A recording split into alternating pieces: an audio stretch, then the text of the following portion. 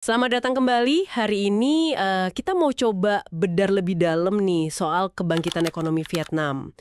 Ini kan sering banget dibanding-bandingin ya, terutama sama Indonesia. Kita udah kumpulin berbagai analisis ekonomi, berita terbaru, buat lihat kenapa sih Vietnam ini kok kayaknya jadi primadona investasi asing, dan apa yang bisa kita atau Anda pelajari dari sini. Jadi misi kita yaitu mengungkap faktor kunci sukses Vietnam dan bandingannya sama kita.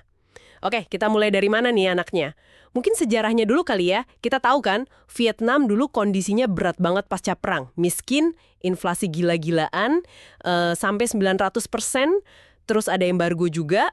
Lalu tahun 86 ada gebrakan besar, namanya Doi Moi. Nah, ini intinya apa sih sebenarnya? Betul. Doi Moi itu bisa dibilang titik balik krusial buat mereka. Intinya itu pergeseran besar-besaran. Dari ekonomi yang serba terpusat, komando gitu, jadi mereka nyebutnya ekonomi pasar berorientasi sosialis. Jadi kayak gabungan gitu. Pasar dibuka, swasta boleh masuk, investasi asing diundang, tapi negara lewat partai tetap pegang kendali arah strategisnya. Awalnya banget itu fokusnya ke pertanian. Kenapa ya? Karena mayoritas penduduknya di sana kan hampir 70%. Subsidi dihapus, tanah didistribusi ulang. Banyak yang bilang sih mereka waktu itu juga sedikit banyak terinspirasi dari reformasi awal Tiongkok. Dan hasilnya kelihatan banget ya dari data-data yang kita lihat. Pertumbuhan PDB-nya itu kencang terus. Rata-rata bisa 6-7% selama dekade terakhir. Bahkan tahun 2024 katanya bisa 7% lebih ya. Jauh di atas Indonesia yang sekitar 5%-an. Angka kemiskinan juga turun drastis. Dari yang tadinya butuh bantuan pangan, malah jadi salah satu eksportir beras terbesar. Pertanyaannya, gimana caranya mereka bisa jadi magnet sekuat itu buat investor asing? Apa rahasianya? Nah, ini yang menarik. Kalau kita lihat dari berbagai sumber, ada beberapa pilar utama yang terus disebut. Pertama, ini penting banget. Fokus mereka ke FDI, penanaman modal asing. Jadi investasi langsung dari luar. Kebijakannya itu benar-benar pintu terbuka. Terus kerangka hukumnya juga dibuat jelas, kayak ada UU Investasi Asing tahun 87 itu. Dan yang sering disorot, ini kontrasnya mungkin ya, proses izin di sana dianggap lebih simpel, lebih bisa diprediksi. Oke. Kepastian ya? Iya, kepastian. Makanya perusahaan raksasa kayak Samsung, Intel, bahkan pemasoknya Apple pada masuk ke sana. Angka FDI-nya aja di 2024 itu tembus 25 miliar dolar AS. Lompatannya gila, 171% dalam 10 tahun.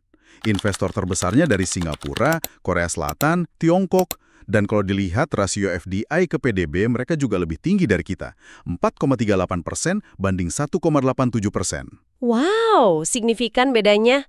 Selain buka pintu lebar-lebar, ada lagi. Mungkin karpet merah gitu. Pasti ada. Itu pilar kedua, insentif dan zona khusus.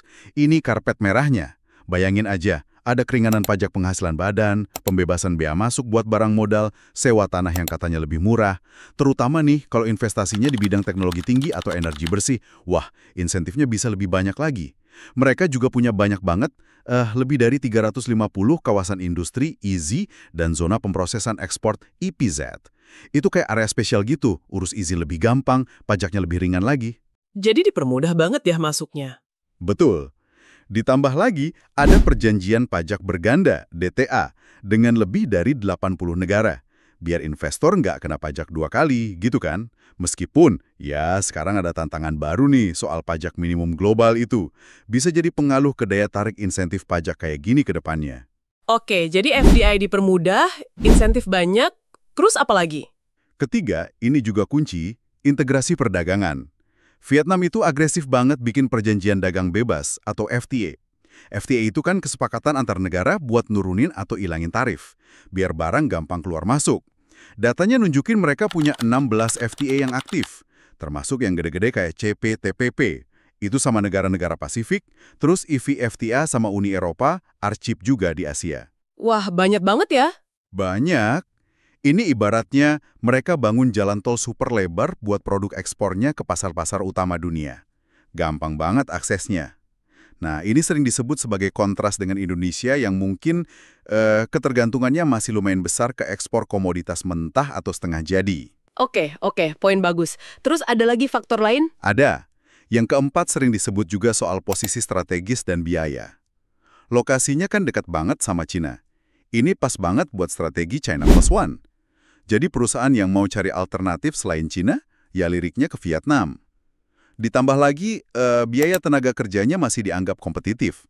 Dan infrastrukturnya, terutama logistik, itu terus diperbaiki. Indeks kinerja logistik mereka itu katanya lebih baik dari Indonesia loh. Nah ini menarik nih, jadi bukan cuma soal gampang investasi atau akses pasar aja ya.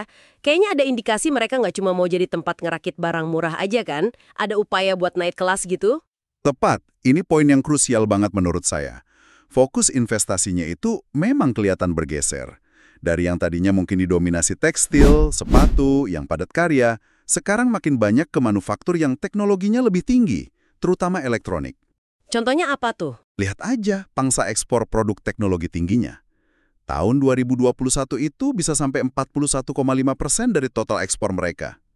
Bandingin sama Indonesia yang, angkanya masih sekitar 7,2%. Jauh banget kan bedanya? Terus soal efisiensi modal juga. Ada indikator namanya ICOR.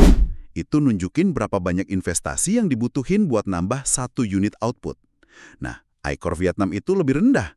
Artinya modal mereka lebih efisien menghasilkan pertumbuhan. Indeks modal manusia mereka juga disebut-sebut lebih tinggi. Contoh nyata mungkin ada, perusahaan gitu. Paling gampang ya lihat VinFast itu, perusahaan mobil listrik Vietnam. Kabarnya kan mereka sampai ngolah nikel setengah jadi dari Indonesia buat dibikin baterai di sana. Ini kan nunjukin mereka udah mulai masuk ke rantai pasok yang lebih kompleks. Oke. Selain faktor ekonomi murni, beberapa analisis juga nyinggung soal stabilitas politik. Gimana tuh pengaruhnya? Nah, ini sering muncul dalam diskusi ya.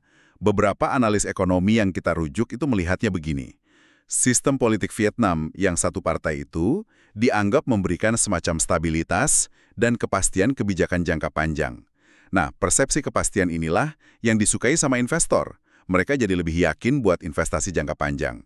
Ini seringkali dikontraskan oleh para analis itu ya, dengan dinamika politik di Indonesia yang kadang dianggap bisa bikin kebijakan ekonomi berubah-ubah arah. Jadi lebih ke persepsi investor ya? Betul. Penting banget buat digarisbawahi, ini adalah pandangan analis mengenai persepsi faktor ekonomi dari kacamata investor. Bukan berarti kita mendukung atau menilai sistem politiknya ya. Ini murni soal bagaimana stabilitas itu dipersepsikan mempengaruhi keputusan investasi. Oke, paham. Dengan semua cerita sukses dan angka-angka yang impresif tadi, apa iya semuanya mulus-mulus aja? Nggak ada tantangannya gitu? Ya nggak mungkin lah mulus terus. Pasti ada kerikilnya.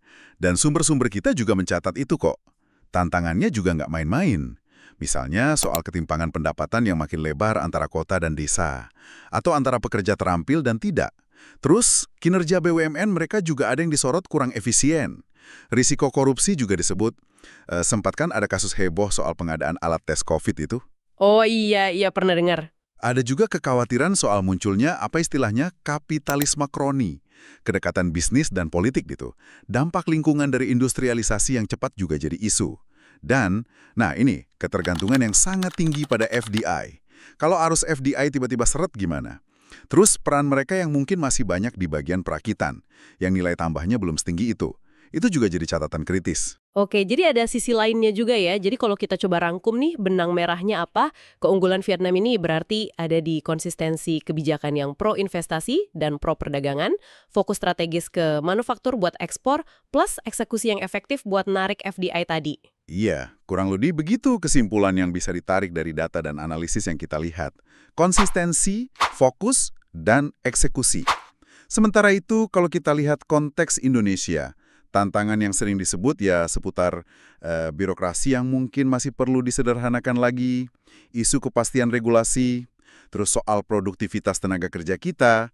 Data Bank Dunia memang menunjukkan produktivitas per pekerja kita masih perlu ditingkatkan dibanding beberapa negara pesaing. Diversifikasi ekonomi juga, biar nggak terlalu bergantung sama komoditas. Sama efisiensi logistik.